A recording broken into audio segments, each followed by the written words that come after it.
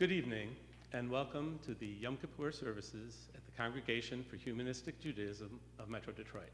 I'm Ned Greenberg, Congregation President, and I'm here with a small group of temple staff, volunteer readers, and musicians streaming to you live instead of welcoming you here in person.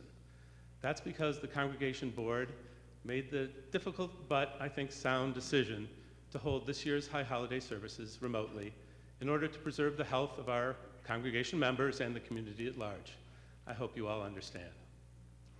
Before services get underway, I've been given the opportunity to speak, and no one told me what I had to say, so I'm going to talk about something near and dear to my heart, and that's humanistic Judaism. Most, if not all of you, know that we recently changed our name from the Birmingham Temple to the Congregation for Humanistic Judaism of Metro Detroit. Now, about that change, let me start by saying we continue to proudly claim our over nearly 6 decades of history as the Birmingham Temple. The Birmingham Temple is an essential part of who we are, and no name change is going to undo that. But what the name change does do is provide a clearer message to the outside world of who we are and what we stand for. Rabbi Wein said that we should say what we mean and mean what we say. We do that with our Jewish practice, and now we do it with our name as well. Admittedly, the Congregation for Humanistic Judaism of Metro Detroit is a mouthful, but if you say it, you're liable to perk up an ear or maybe turn a head, and when you do, you have to act as an ambassador because you are about to be asked a very common question. What is humanistic Judaism? Well, luckily, the Society for Humanistic Judaism, which the congregation is a member, recently retained a communications firm to help humanistic Jews like us to message what our values are. I'm going to borrow a couple of the lines, the language, and see if it speaks to you the way it does to me. So, are you ready? Here is our elevator pitch. Humanistic Judaism is a movement of secular Jews who derive great meaning from Jewish traditions, but don't believe in the God of the Bible. We replace worship of the supernatural with rituals and readings that speak to the human experience, creating an authentic way to express Jewish identity in harmony with modern universalist values. Not bad. Now here are some statements of values for humanistic Jews. We put our faith in human reason and human power and do not await supernatural intervention. Our ethics are determined by the impact of our actions on others and the world at large, not by whether an authority or ancient text commands it. We welcome as Jewish any person who chooses to identify with the culture and traditions of the Jewish people. We provide uniquely secular and humanistic celebrations of Jewish holidays and life cycle events, reflecting our ethical core. We value diversity and celebrate our interfaith, multiracial, LGBTQ family, as well as those with disabilities and all household configurations. We rely on science, evidence, reason, empathy, and creativity to address Jewish and universal questions and to help improve the world and ourselves. And finally, we seek a future where the dignity and freedom of every human being is upheld. We must repair the world through community service and by advancing human rights, anti-racism, and the separation of church and state. As for me, I didn't know what humanistic Judaism was until someone explained it to me, and I was shocked to find out that I was already a practicing humanistic Jew. If the values of humanistic Judaism resonate with you the way they do with me, and you aren't already a member of our congregation, I'm urging you to join. We've recently changed our membership model to remove the traditional financial barriers to membership. So it's the donation you deem appropriate for your circumstances, which entitles you to full membership. That includes all the adult classes, it includes both remote and in person, and it includes our exceptional Sunday Spinoza program for kids. It's all tuition free.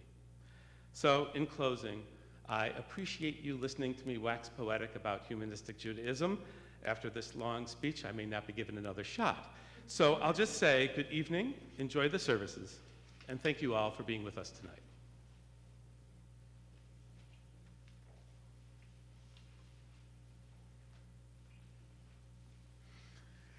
Shana Tova, everybody. Gut Yontif. Thank you to Ned Greenberg, our outstanding leader, somebody that I'm proud and grateful to call a friend, and somebody who I think gives much more back to humanistic Judaism than he ever takes from it.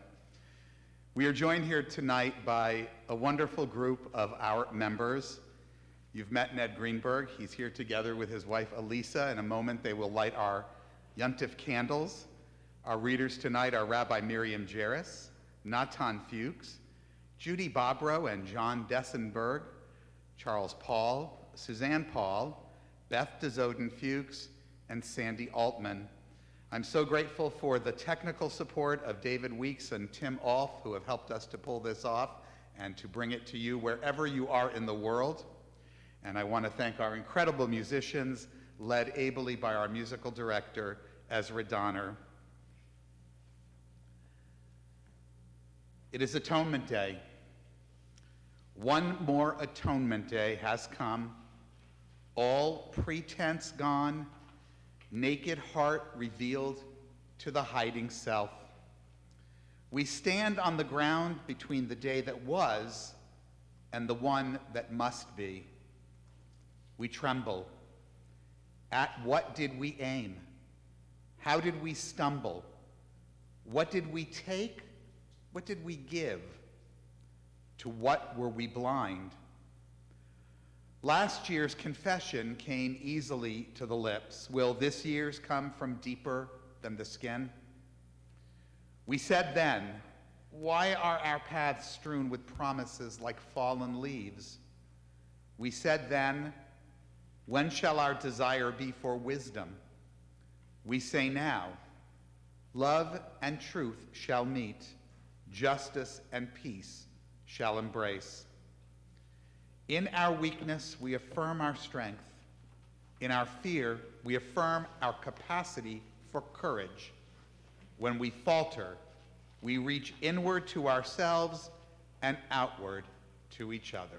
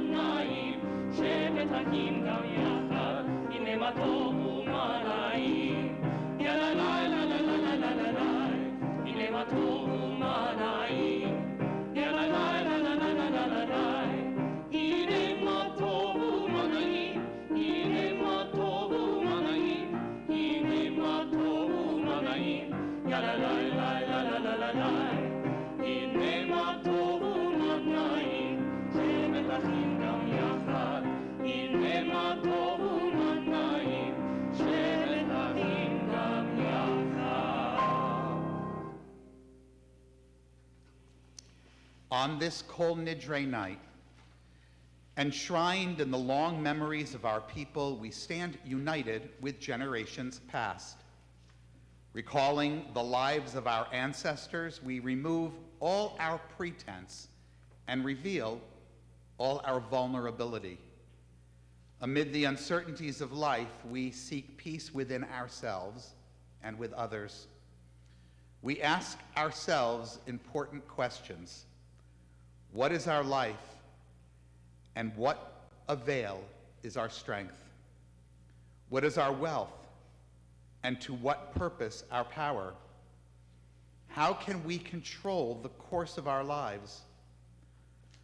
Let the fire we kindle be a warming flame whose brightness illuminates the path of life. May the dancing of the candles that we are about to light spark warmth in our hearts and wisdom in our minds. As they give light to all who behold them, so may we, by our lives, give light to all who behold us. As their brightness reminds us of our ancestors who kindled lights, so may we serve as beacons for our children to walk in our light. I invite now Ned and Elise to light our holiday candles.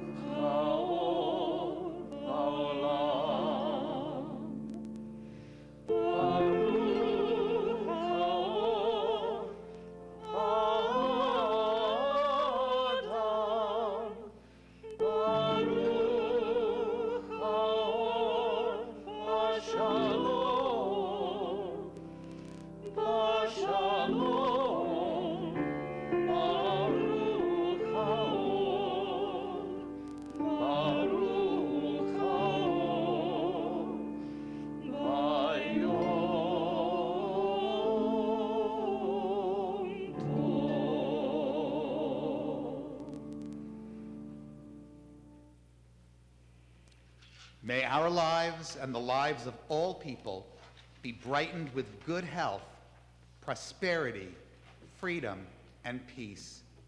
We have the power to bring these about. Let us find the resolve. We search for the spirit of wisdom and understanding, the spirit of insight and courage, the spirit of knowledge and compassion. May we, in our common need, strengthen one another, sharing our joys, lightening each other's burdens, and working together for the welfare of our community.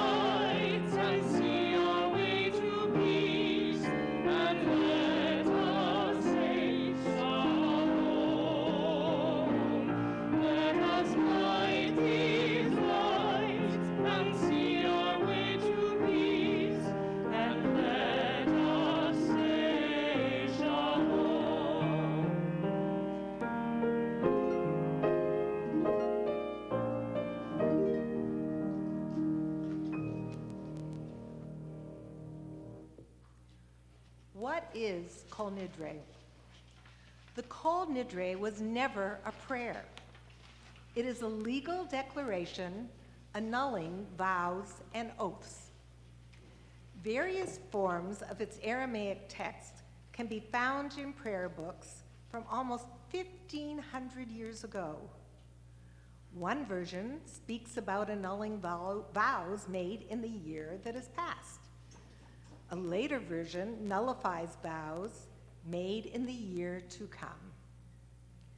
Both accounts were subject to centuries of opposition by rabbis who insisted that one could not annul vows, not retroactively and not in advance.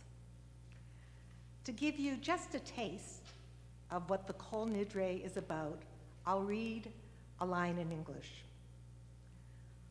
All vows, renunciations, bans, oaths, formulas of obligation, pledges and promises that we vow or promise from this Yom Kippur to the next, may it approach us for good, we hereby retract.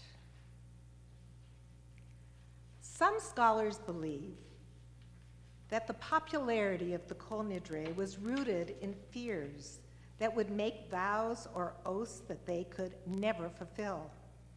All agree that its melody contributed to its longevity. In any case, popular sentiment prevailed. No traditionalist or reformer ever succeeded in banishing it from the evening service to which it has given its name. It is fruitless to tease out a contemporary humanistic interpretation for an ancient and obsolete legal pronouncement. The real reason that we revisit it each year is to enjoy a rare living link that connects us with Jews across space and time. Let us now listen to this haunting refrain from the past. Let us now experience the Kol Nidrei sung by David Moen.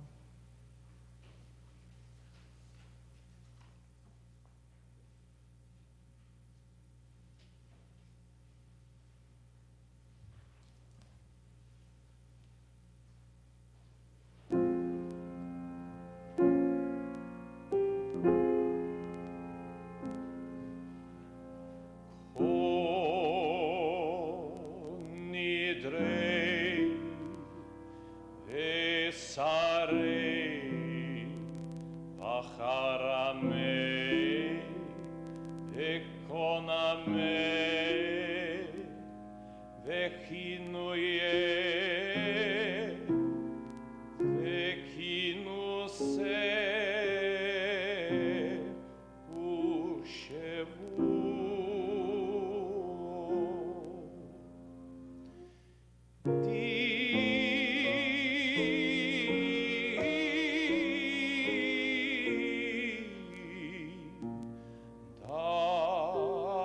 Darna,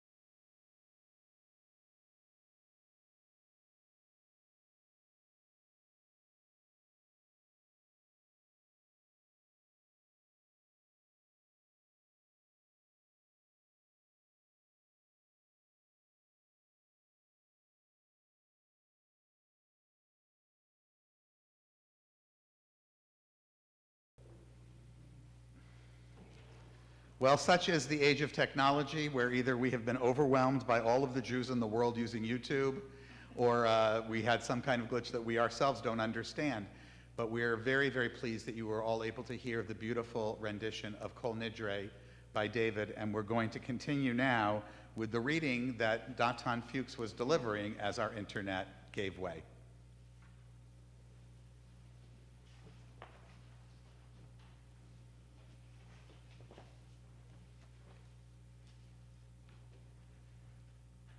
In order to be forgiven, we must know how to forgive. Yom Kippur comes and urges us to do both. I hereby forgive whoever has hurt me, whoever has done me any wrong, whether deliberately or inadvertently, whether by word or by deed. May no one suffer on my account. As I forgive and pardon fully those who have wronged me, I shall seek out those whom I have harmed and ask them to forgive and pardon me, whether I acted deliberately or by accident, whether by word or by deed. May I not willfully repeat the wrongs that I've committed.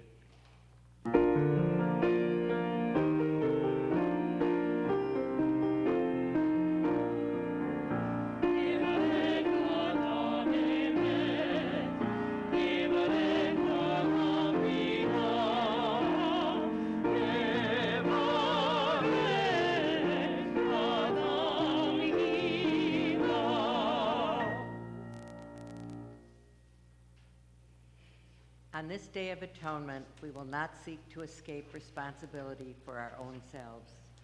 We will not fault parents, siblings, or childhood traumas. Nor will we blame society, the economy, or our institutions for their failure to make us perfect. We are free, but we are not free to do anything we want, for we have obligations to others. We are not free to be anyone we wish, for we are influenced by others. We are free to choose how we shall react to life's challenges. And in this small way, we can mold ourselves to become better than we are. On this Day of Atonement, we need to accept responsibility for ourselves.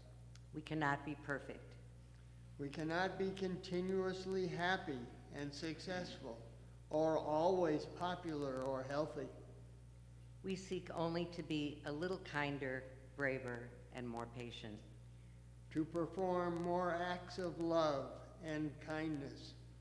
To share more in the joy of others. To be at one with ourselves, with our values, and with our dreams.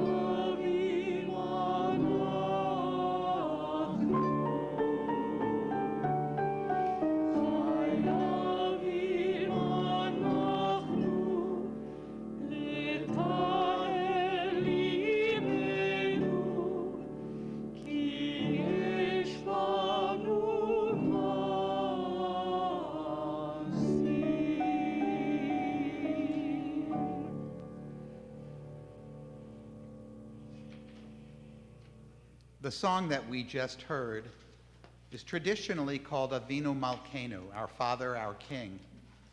Rabbi Wein revised some of the words into English. We look for the right things to do. And then I came along and I changed some Hebrew. And the reason I want you to know this is because the Hebrew I changed says everything about humanistic Judaism. In the traditional, we lament Ein Banu Ma'asim. We have no deeds. We are helpless and perhaps useless. In our version, we sing Ki Yesh Banu Ma'asim. We have deeds. Too often we have turned aside from what is right, and it has not availed us. Tonight we search the inmost chambers of our hearts and probe the deep recesses of our beings. We acknowledge our wrongs in order to make them right. We've all committed offenses. Together we confess some of our human weaknesses. Let us seek to find forgiveness for those whom we have harmed. In the spirit of the original Al Chet Shechatanu, for the sin that we have committed, this humanistic interpretation. For the wrongs we have committed under duress or by choice, we will seek forgiveness. For the wrongs we have committed openly, we will seek forgiveness. For the wrongs we have committed secretly, we will seek forgiveness. For the wrongs we have committed with our words, we will seek forgiveness. And for the wrongs we have committed by the abuse of power, we will seek forgiveness. For the wrongs we have committed by hardening our hearts, we will seek forgiveness. And for the wrongs we have committed by disrespect for parents, for teachers, we will seek forgiveness. For the wrongs we have committed by dishonesty, we will seek forgiveness. And for the wrongs we have committed by hurting others in any way, we will seek forgiveness. For all of these, we will seek to make amends. And when we do, may we find forgiveness and pardon.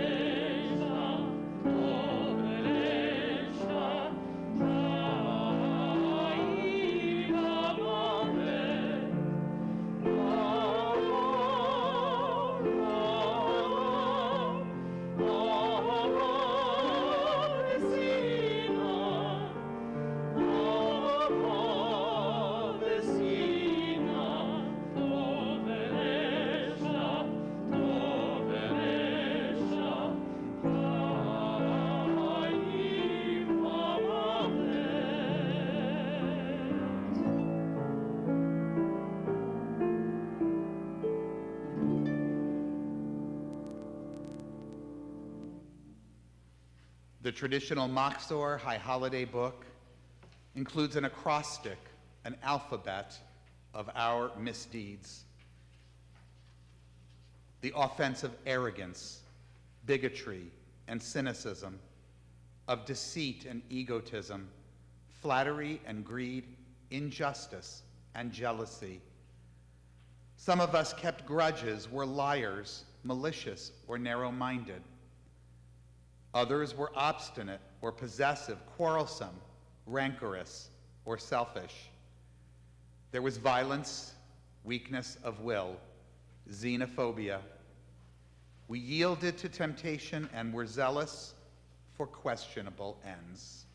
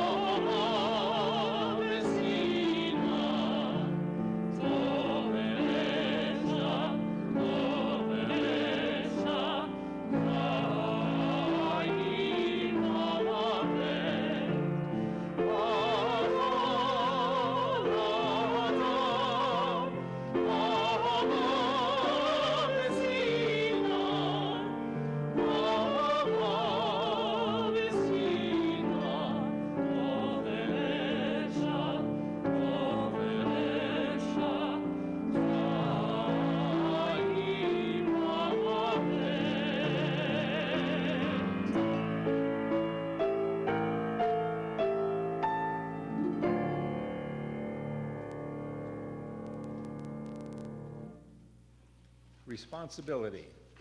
We take our commitments seriously, we fulfill them. Responsibility is a choice. We could always choose to pass on our obligations to others, to distribute blame, to counterattack when criticized, or we can have the dignity to take full command of our life and have the courage to say, it's my fault and I'm sorry. There are always other factors in our failures, people who let us down, circumstances beyond our control, genetic inheritance, and on and on. In the end, we have to decide whether to make excuses or to make good on our promises. Responsibility is a lifestyle. In a narrow sense, we are only responsible for our own behavior. Yet, if we are truly committed to our values as humanists and as humanistic Jews, our responsibilities do not end with ourselves, nor with our family, nor with the Jewish people. If we are responsible for ourselves and we feel responsible for the whole world, then we are living the values of humanistic Judaism.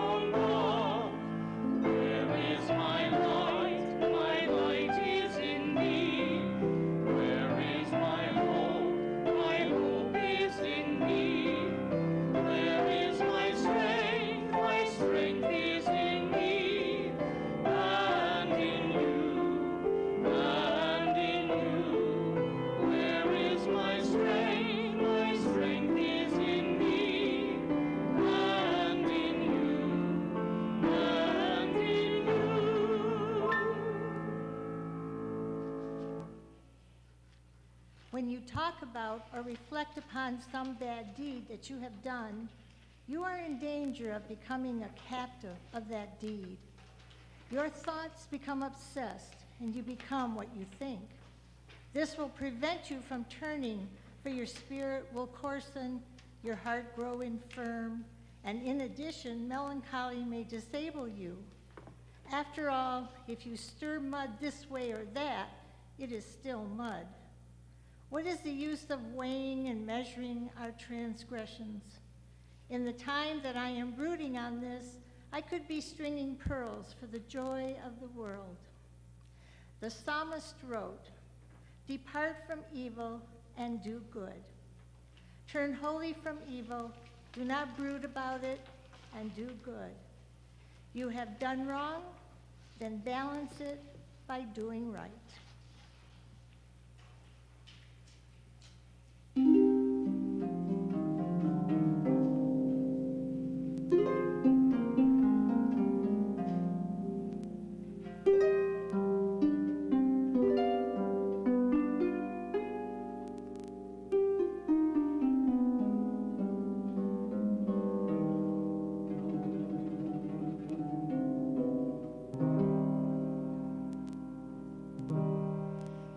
Rise up each morning,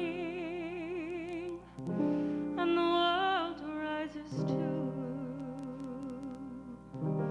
World weary, we rise up, and we want something new. A world where compassion falls freely as rain. Where all people can live without pain,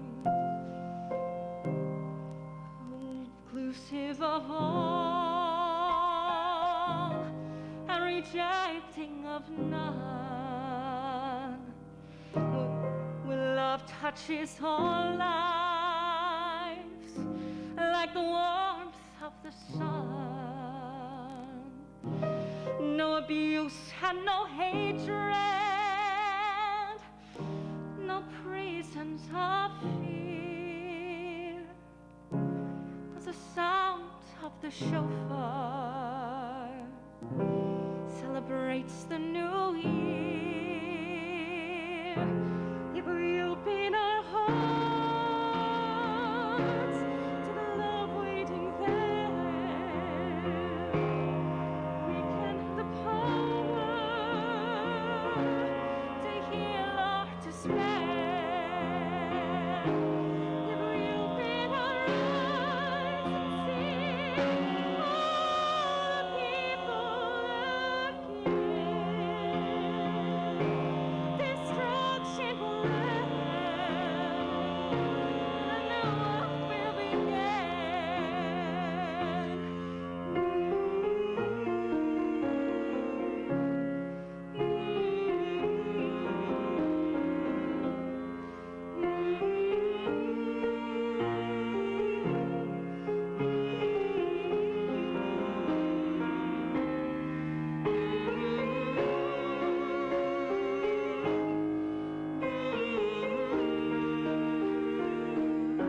If we open our eyes, if we open our minds,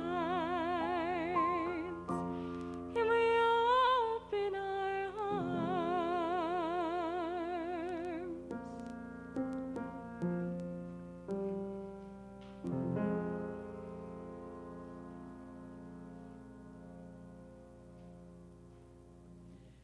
Peace. We seek peace, the most precious gift we can bestow upon ourselves. May we find the will to proclaim its message to all the peoples of the earth. May our country strive to be a stronghold of peace and its advocate among the nations. May contentment reign within its borders, health and happiness within its homes. May we strengthen the bonds of friendship among the inhabitants of all lands, and may the love of humanity permeate every home and every heart.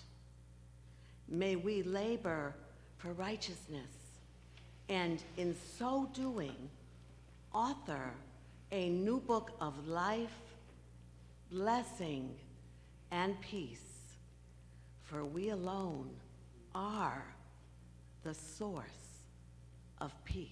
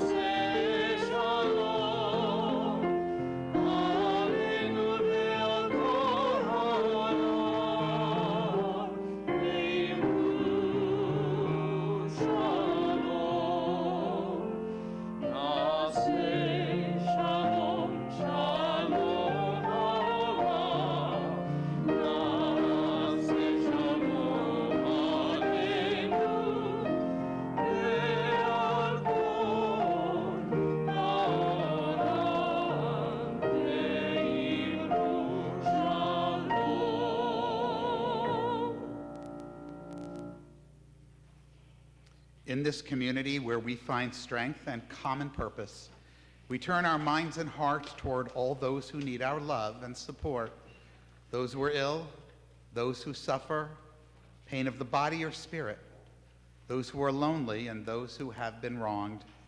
May all who suffer know that they are not alone. May they be healed quickly. May they experience a complete recovery, a refuah shlema, the renewal of their bodies and the renewal of their spirits. Kol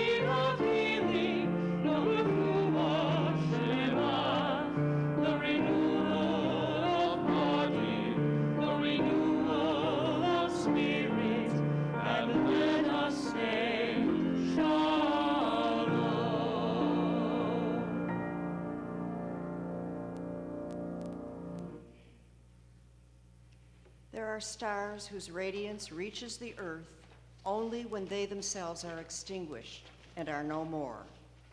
There are people, the splendor of whose remembrance lights the world while they are no longer among us. These lights, those that brightly shine in the darkness of the night, they illuminate for us the way.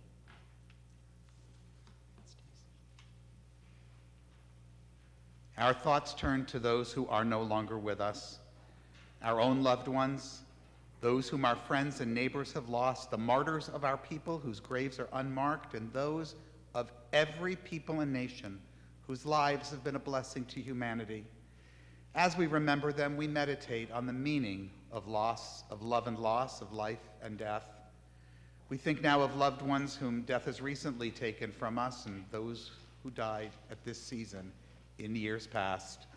We think too of those whom we have taken into our hearts with our own.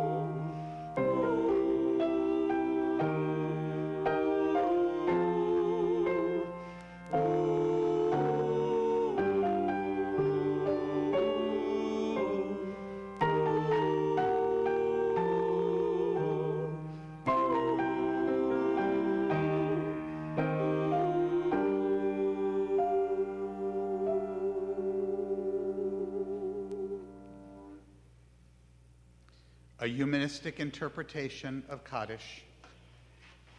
Nitgadal v'nitkadash beruach ha'adam. Let us dignify and ennoble all people in the spirit of our shared humanity. Let us acclaim the preciousness of life. Let us show gratitude for life by approaching it with reverence.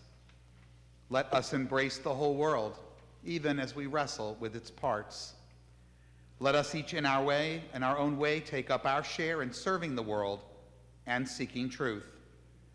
May our commitment to life help us to strengthen healing of spirit and peace of mind. May peace and justice permeate and comfort the house of Israel and all those who dwell on earth. And let us say, Ken Yehi, may it be so. We pause for a moment in our liturgy to hear this beautiful song to the theme of tonight's discussion. When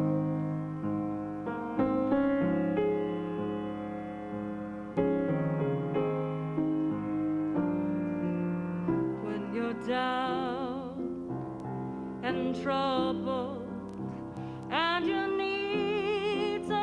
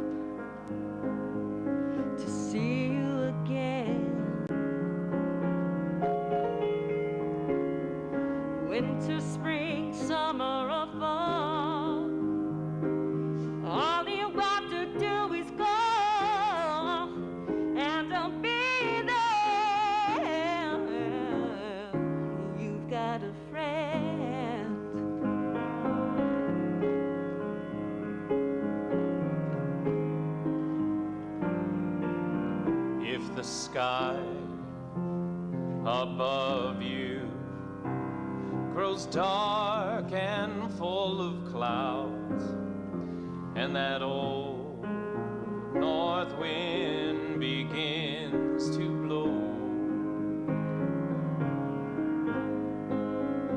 keep your head together and call my name out loud, and soon you'll hear me knocking at your door.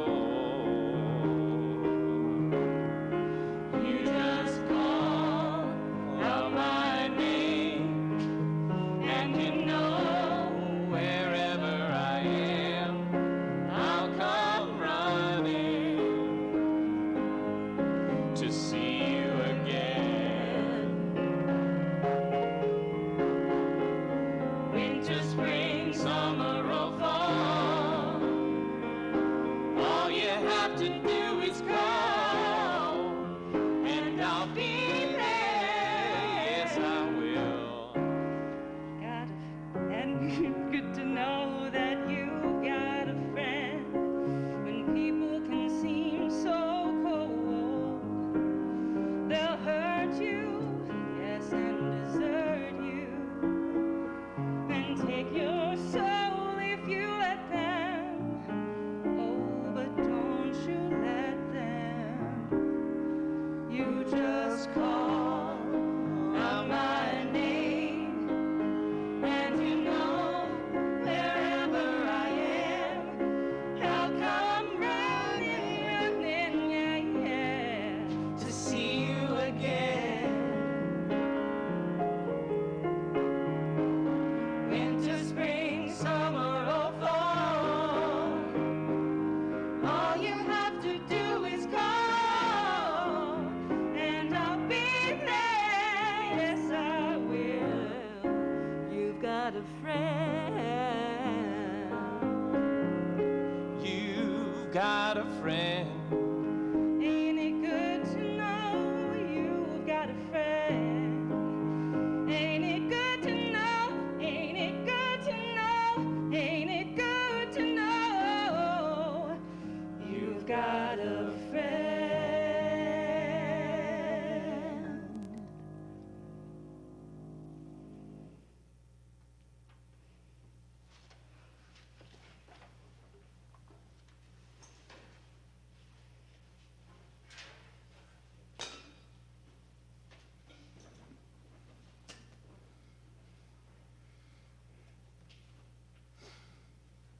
I'm going to start with a question. What is it that people need in order to thrive, to grow, to mature, and to realize their fullest potential? It's really not my question, but one that was famously posed by the groundbreaking mid-20th century psychologist Abraham Maslow when he created his well-known hierarchy of needs. If you've taken an introduction to psychology class anytime since the 1950s, you undoubtedly remember that famous pyramid. It included, among other things, our physiological needs for food and clothing and shelter, for physical safety, and it included what he called love and belonging, which is to say, connectedness. It begins at the moment of our births, an unusual quirk in our evolution designed us to be among the most needy newborns on this planet. It takes a long time before we mature to a point where we can survive on our own. At birth and for months, years thereafter, we can't feed ourselves, clothe ourselves, we can barely communicate what we want with others, or even amble about our environment very well. Minimally, we require at least one older person to make those things happen. Ideally, it takes a village, or a clan, or an entire tribe to raise a healthy human child. One wrong misstep in a child's earliest stages of development can be catastrophic and lead to permanent damage that, in many cases, can never be repaired. Over time, of course, our immediate dependency upon others for food and clothing and shelter diminishes, but the need to connect does not. As a social species, we never stop requiring interdependence or love or that sense of belonging.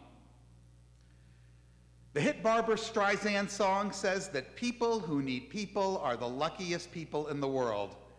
But maybe because it didn't fit the tune so well, what it left out was that people who need people are all the people in the world. It's how we evolved. When many of us think about those basic needs that we have, we can easily identify food and shelter and clothing and physical security, but we all too often discount as merely psychological, placing on a lower scale of importance our need to rely upon others for emotional reasons, to have close confidants, to be part of a circle of friends, to enjoy a sense of belonging that comes with community. It may surprise you to learn that far from being tangential to our well-being, the need for good relationships is actually critical to our health. Human beings cannot thrive when we lack true companionship, real community. There's a famous story in the Torah that we all know because it's been used in so many fundraising campaigns. It's the one about the man named Choni who, while walking along the way, encounters another man who is planting a carob tree. Choni asks the man how long it will take for him to enjoy the tree's fruit and receives that famous reply found on plaques and in fundraising brochures in synagogues and Jewish agencies throughout the world. Just as my ancestors planted for me, I too am planting for my descendants. That story is actually for another sermon, but I'm sharing it now for a reason, because I want you to hear the sequel. It's not found in any fundraising materials. So after talking to that tree planting fellow, Choni, a Talmudic Rip Van Winkle, fell asleep, only to wake up 70 years later, just in time to check out the tree that he saw planted. After doing that, our sequel goes, he went looking to see the rest of his world. First, he went to his home. But there, with the passage of time, no one knew him anymore or believed his fantastical story. Then he went to the house of learning where he'd spent all of his days, and again, no one knew him or believed his far-fetched tale. Choni quickly realized that he was all alone in the world.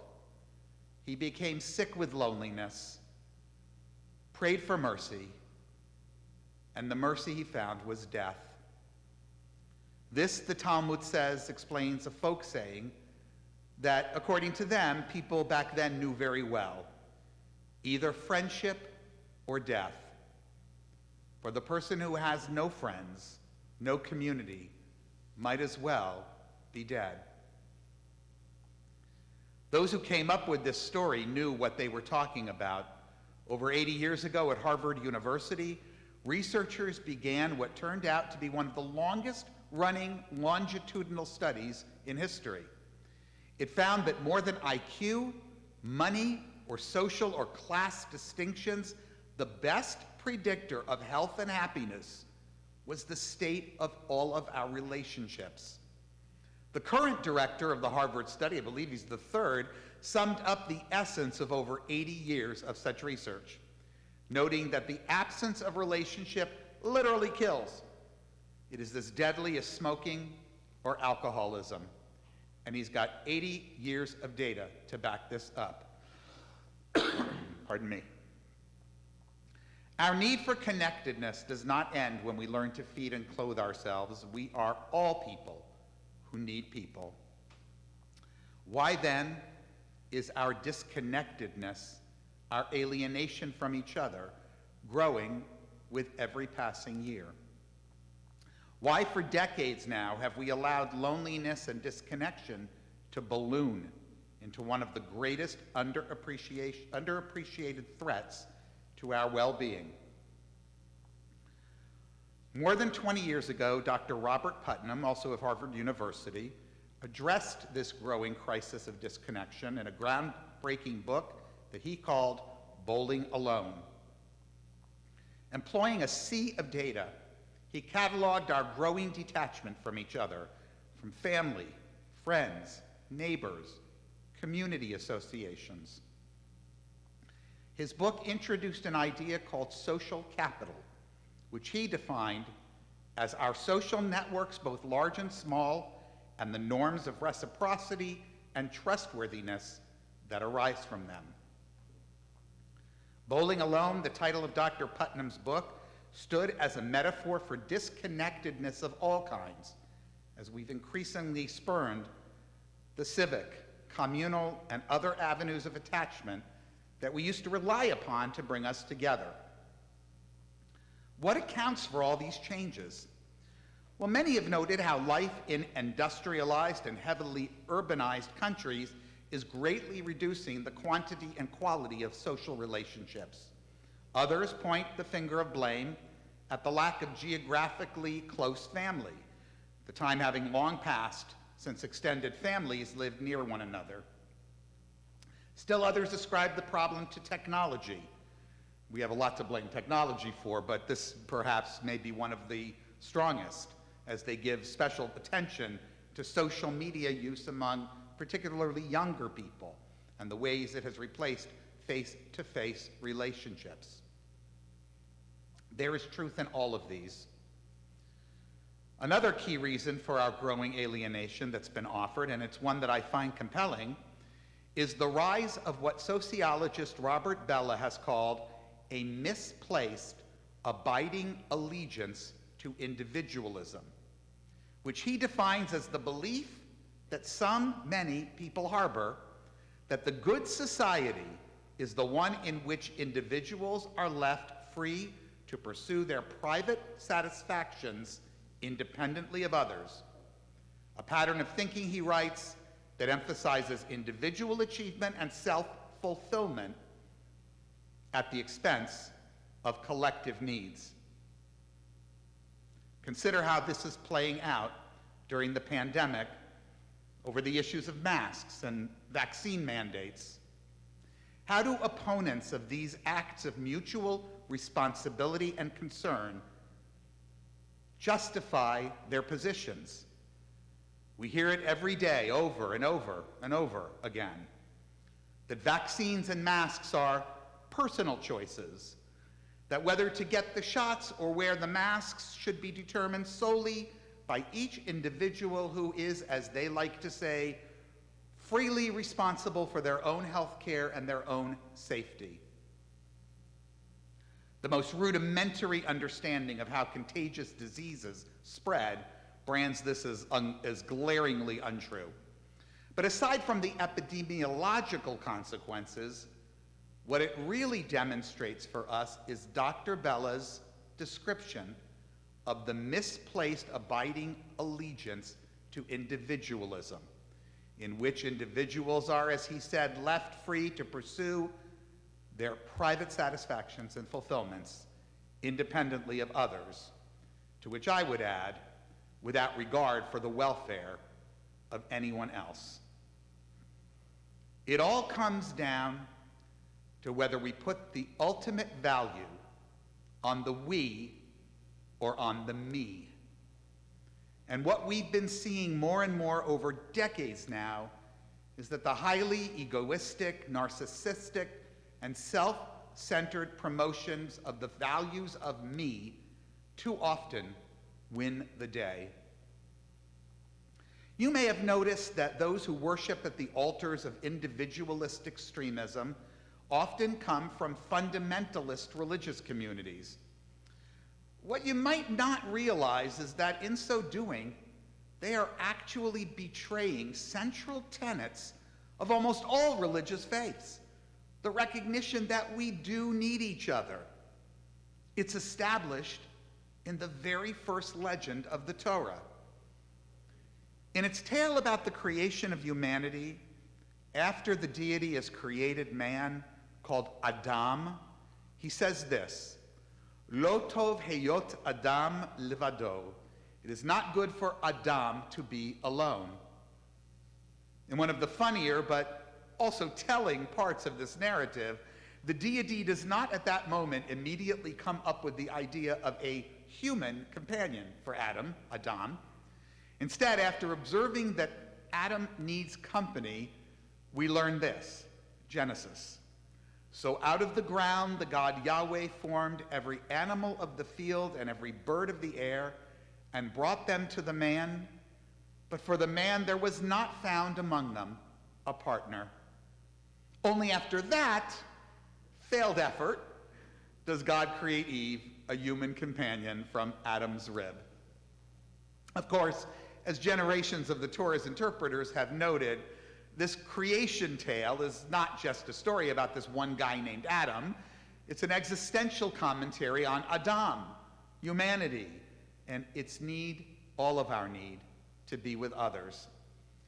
And what I interpret in this humorous look at God's first attempt, and it's made plain that it's not, is that it's made plain that it's not just company that we need. No matter how much we love our dogs and cats and other non-human friends, it's each other. God's solution of getting Adam a spouse is the tradition's way of endorsing marriage. And loving and giving marriages are absolutely one path, an important one, to connectedness. But our literature does offer alternatives, some that more fully spell out the ways in which we benefit from true connectedness. One of the classics of these tales is that of Jonathan and David. If you remember anything about David, it's that as a boy, he defeated a famous Philistine giant named Goliath, and later he became king of Israel. But there is so much more to this story of a young nobody from the desert tribe of Judah who shot to power with no small amount of care and support from one especially close and intimate friend, the son of the very king whose throne he would someday inherit. As a young man, when David wasn't busy slaying Philistine giants, his day job was as courtier in the court of King Saul, selected for his talents as a harpist to play for the king, something that calmed the nerves of one of the most seriously troubled characters in the Bible. According to the text, King Saul suffered from an evil spirit that had descended upon him. Today, we would say that he suffered from mental illness. Whatever it was thought by its ancient writers to be, it included unhealthy doses of pathological lying and self-aggrandizement, and much to David's detriment, a murderous brand of paranoia, brought on by his fixation on the idea that he would be supplanted by none other than the popular David. That, of course, does happen, but not because of anything that David does. Poor David, in this telling, is actually an innocent victim of the king's paranoia and his nasty behavior. Alone at court, bereft of family and absent any friends or support group, David's mental health, his physical well-being, and his very life were under constant threat. If ever anyone needed a real friend, to reference the song we just heard, it was the young future king of Israel. And in one of the great plot twists of the Hebrew Bible, as I've already introduced the spoiler to you, he found that friend in King Saul's own son, Jonathan. The Bible's description of their relationship describes them as two intertwined souls sharing a deep and persistent love for one another and an abiding loyalty. The Hebrew Bible's depiction of this level of emotional intimacy between two people is one of the world's most beloved reminders of our need for loving connection, for having someone with whom we can share our burdens and troubles and worries at the very deepest level.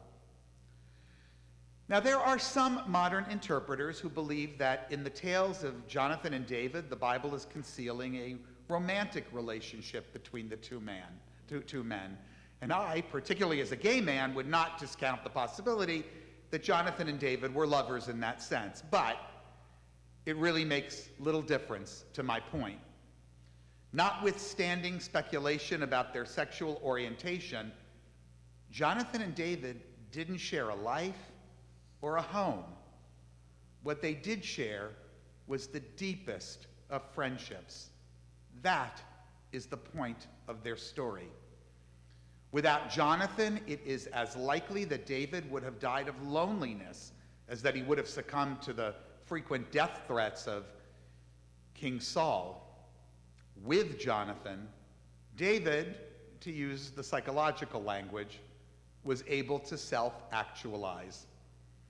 Having someone who believed in him, who would stretch out his hand to him in friendship and give him aid, is how we get from a shepherd slash harpist slash giant slayer to the most revered king in our tradition's imagination.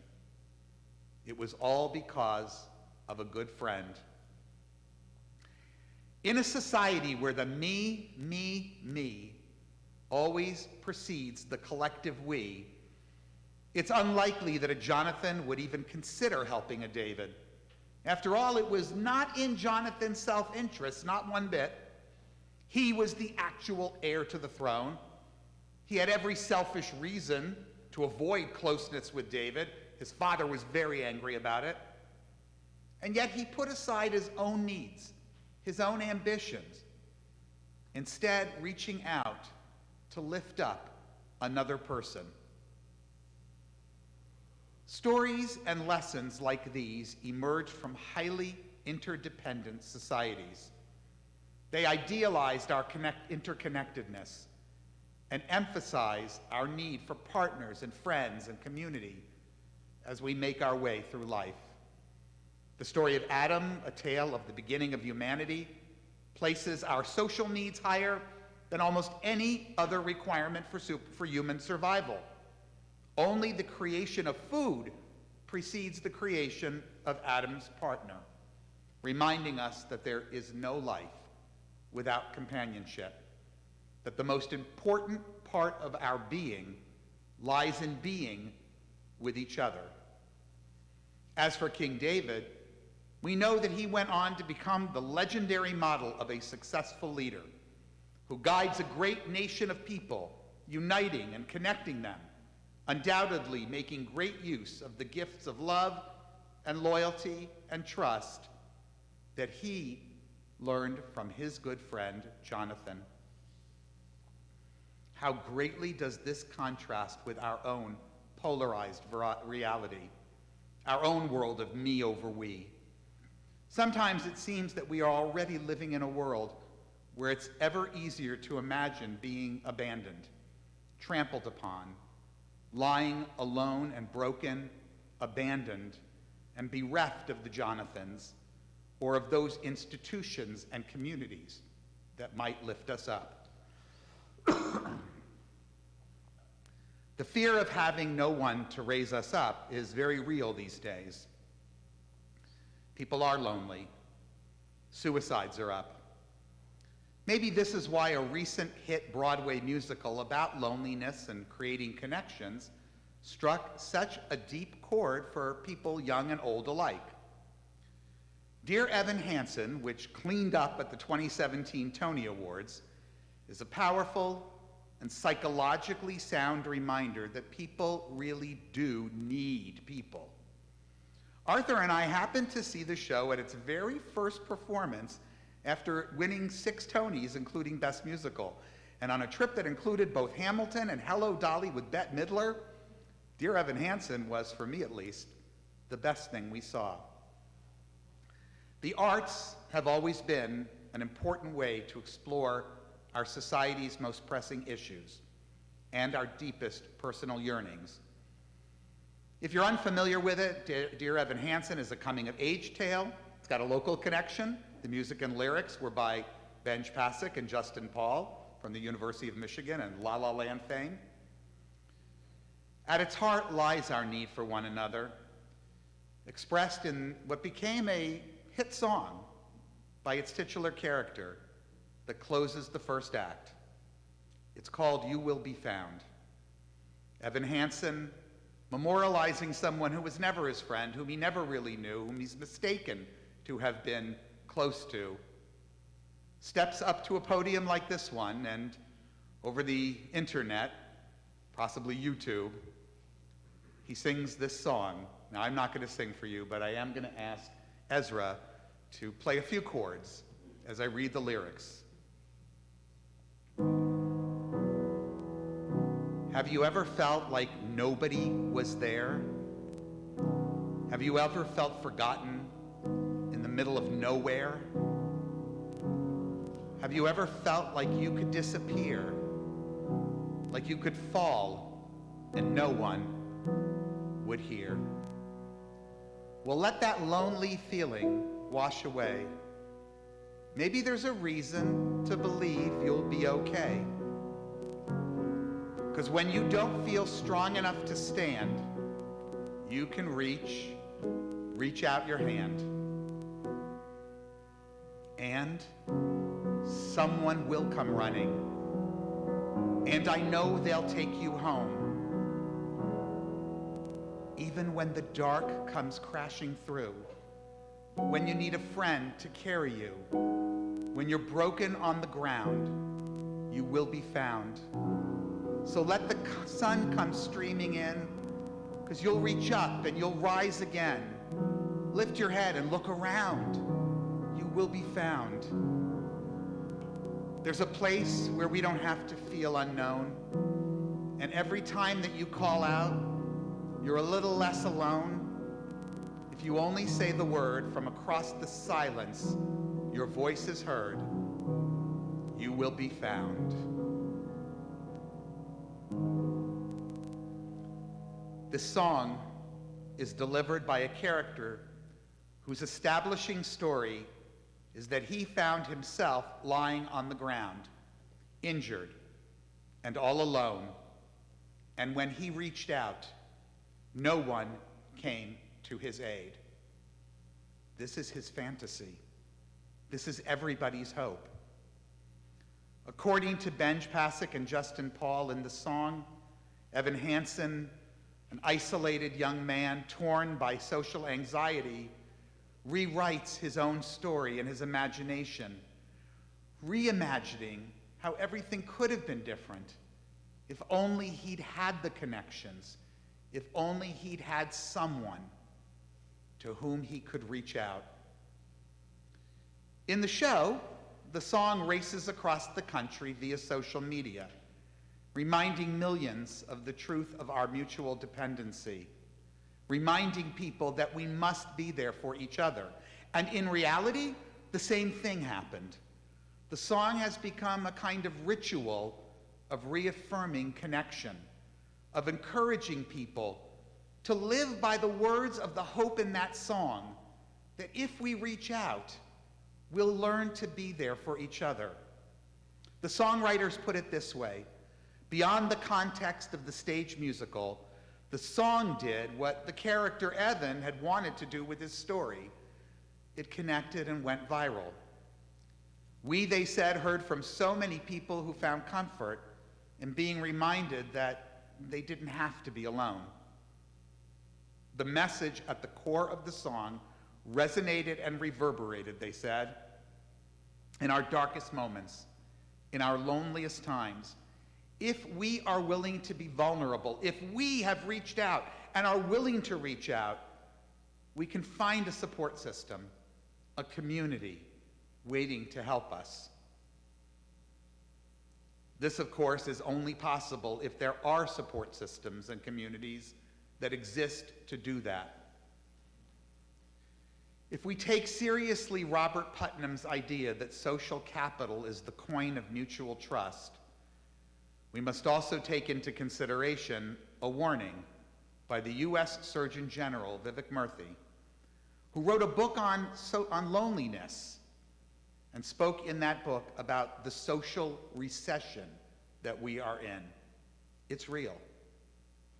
more than 20 years since we learned about bowling alone, we have continued to place our own goals more and more ahead of our relationships and community. And without those relationships and communities, we will more and more be living disconnected lives with all of the attendant difficulties and the loneliness that ensue. In an interview he gave about his book, one that came out right about the time that the pandemic broke out, Dr. Vivek urged us to use this moment, this crisis, to recognize that to build lives centered around people, and to make the case for creating a people-centered society, we will put ourselves on the path to creating one that is healthier and stronger, but also more resilient, something we're going to talk about tomorrow, than before the pandemic began. This is the very reason that humanistic Jews so value community. In this, we live by the values of a very distinct kind of humanism.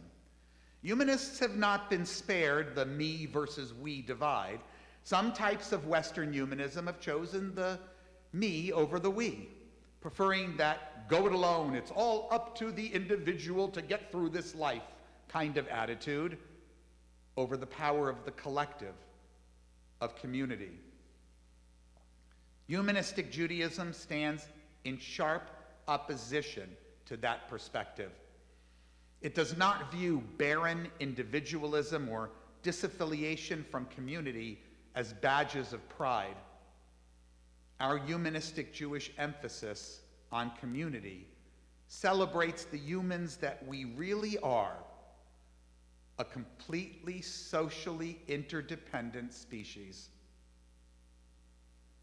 On Erev Rosh Hashanah, our congregation's vice president, Elaine Fieldman, told us about how after she joined our congregation, a good friend of hers relayed that she'd mentioned it to another friend, a conservative rabbi's wife, that Elaine had done that, and the conservative rabbi's wife replied, well, it's better than nothing. As we've learned tonight, being part of a community with its social networks and its sense of belonging, and above all, the ability to be there when others reach out, when they're lying helpless on the ground, well, it may indeed be one of those things that when it comes to recreating our society as one that is people-centered, is in fact better than everything. I wish you all a meaningful Yom Kippur, a Shana Tova, and we'll end with these words of hope for the year to come. At the beginning of this new year, we seek the spirit of wisdom and understanding, of insight and knowledge, the spirit of knowledge and reverence. May we overcome trouble, pain, and sorrow. May we bring joy and love into the world, and may they take root and grow and spread throughout this new year. Thank you all for joining us. We're going to conclude now with a song. Salam.